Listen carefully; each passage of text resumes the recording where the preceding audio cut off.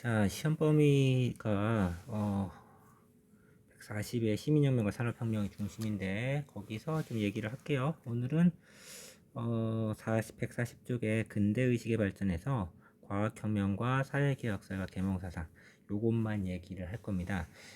중요한 부분이에요. 사실 여러분들이 우리가 근대의식이라고 이렇게 한다면은 세 가지를 살펴봐야 돼요. 첫 번째는 과학혁명입니다.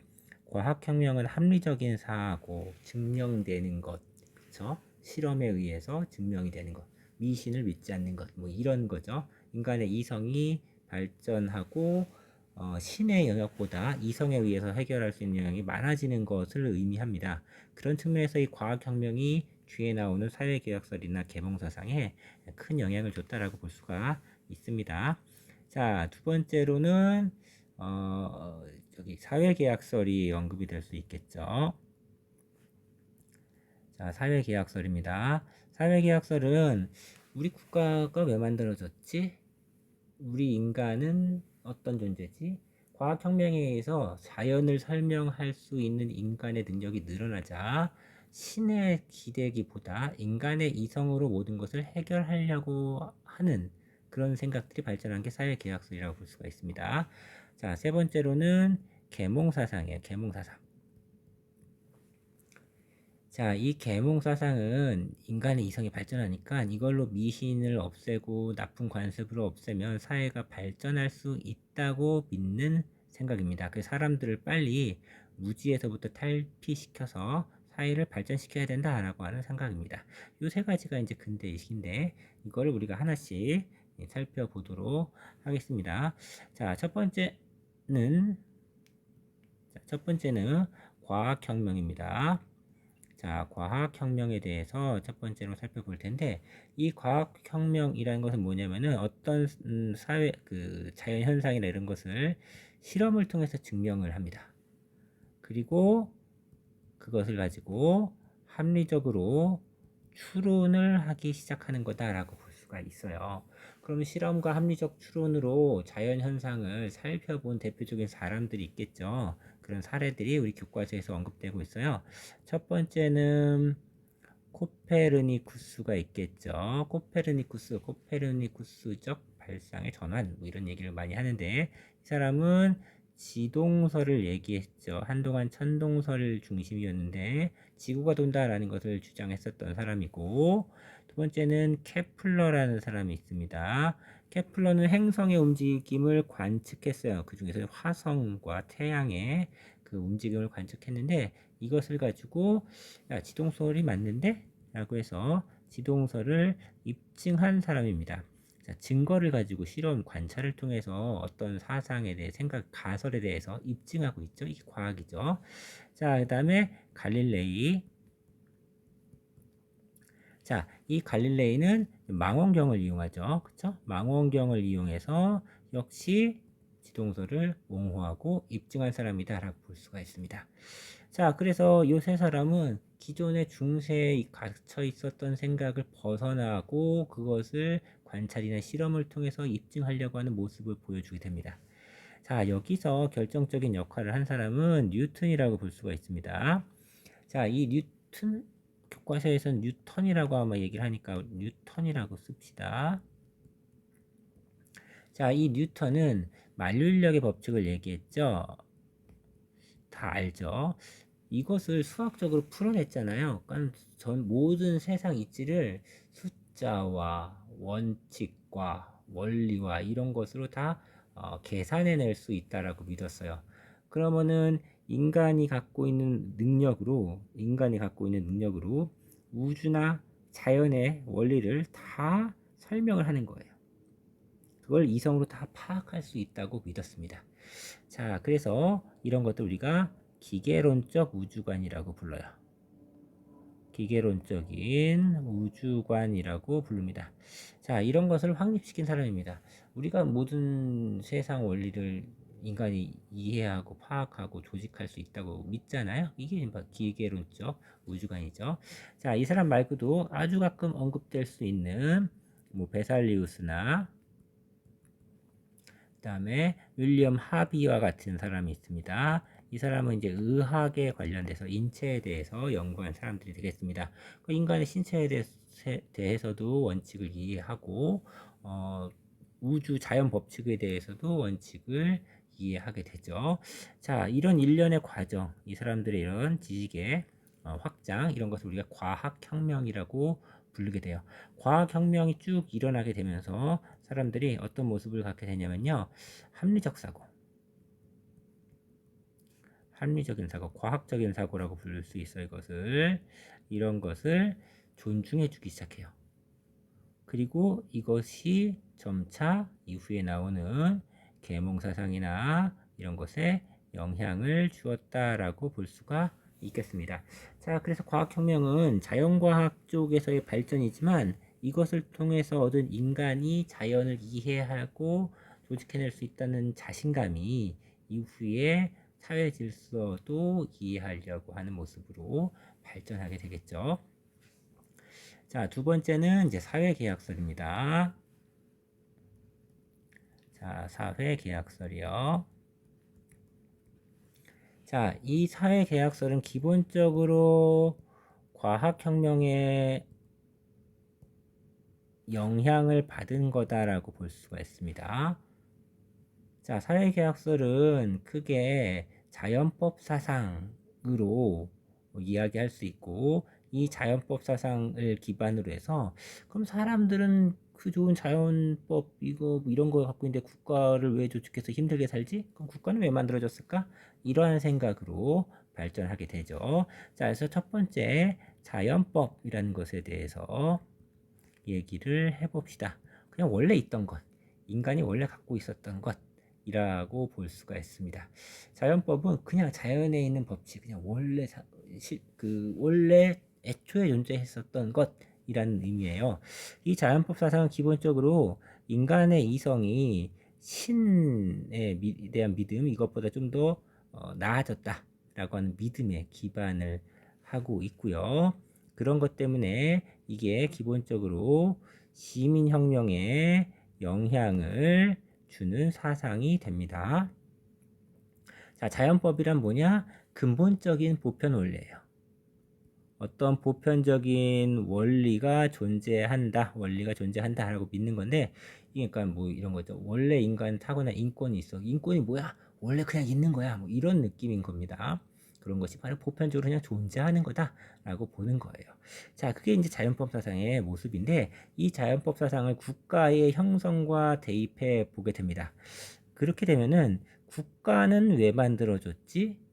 국가는 자연법에 의한 권리를 갖고 있었던 개인과 개인들의 계약에 의해서 만들어졌다라고 믿게 됩니다. 자, 이 계약을 어떻게 체결했고 이 계약은 어떤 내용인지 라는 것은 이 사회계약서를 주장했었던 사상가들에 따라 다릅니다. 자, 여러분들은 첫 번째 홉스, 두 번째 로크, 세 번째 루소라고 하는 세 명의 사상가들을 반드시 알아둬야 됩니다. 자, 가장 쉬운 건 홉스죠. 홉스는 국가를 만들지 않았을 때는 무정부 상태다라고 믿었어요. 무정부 상태는 한마디로 개판이야. 서로 막 죽고 죽이고 잡아먹고 막 이런 엉망진창의 상태입니다. 때문에 무정부 상태는 혼란을 의미합니다. 혼란을 의미합니다. 자, 그래서 이런 혼란을 피하기 위해서 사람들이 계약을 맺어서 모든 권력을 지배자한테 줬다는 거예요. 자, 그래서 지배자에게 모든 권력을 양도했으니 무정부 상태로 돌아가기 싫으면 지배자의 말을 잘 들어라 라는 겁니다. 다시 말하면 절대왕정을 옹호하는 사상으로 사회개혁설이 사용됐던 것이 홉스라고 볼 수가 있습니다. 자, 두 번째는 로크입니다.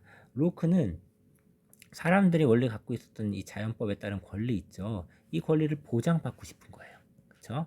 그래서 권리를 보장받고 싶습니다. 그 보장받기 위해서 국가나 정부를 만든 거예요. 때문에 권리를 보장받지 못하잖아요. 국가도 존재하면 안 되죠. 그래서 그 국가를 타도하고 지배자를 타도하고 새로운 사람을 앉힐 수 있는 겁니다. 그러니까 로크의 사상은 아주 강력하게 시민혁명에 영향을 줬다라고 볼 수가 있겠죠. 자, 세 번째는 루소입니다. 루소는 이 국가는 왜 만들어졌느냐? 모두의 자유나 평등 같은 것을 지키기 위해서 국가가 만들어진 거예요. 이 국가는 그러면 어떻게 운영되어야 되냐? 왕이 지 맘대로 운영해야 되냐? 아니면 뭐 어떻게 해야 되냐? 이게 이 사람들의 공통의 의지로 운영돼야 된다고 봐요. 그래서 이 루소는 띄어서 여기다 다시 쓸게요. 자, 루소는 모두의 자유나 평등을 지키기 위해서 국가가 수립된 겁니다. 그럼 이 국가는 어떻게 운영되냐면은 이 국가를 만든 사람들의 생각, 공통적인 생각에 의해서 운영되어야 되는데 그 공통적인 생각이 바로 일반적인 생각, 일반 의지라고 믿어요. 이 일반 의지는 뭐냐? 자, 죽고 싶은 사람이 어디 있어? 그쵸? 뭐 자유롭지 않고 싶은 사람이 어디겠어요? 평등하고 싶죠, 다. 자유와 평등을 지향하는 그 인간의 기본적인 마음이 일반 의지예요. 때문에 자유와 평등을 보호하는 이런 일반 의지에 입각해서 국가가 운영되어야 되는 거예요. 따라서 모든 사람들을 자유롭고 평등하게 만들어주는 게 국가의 의무가 되는 것이죠.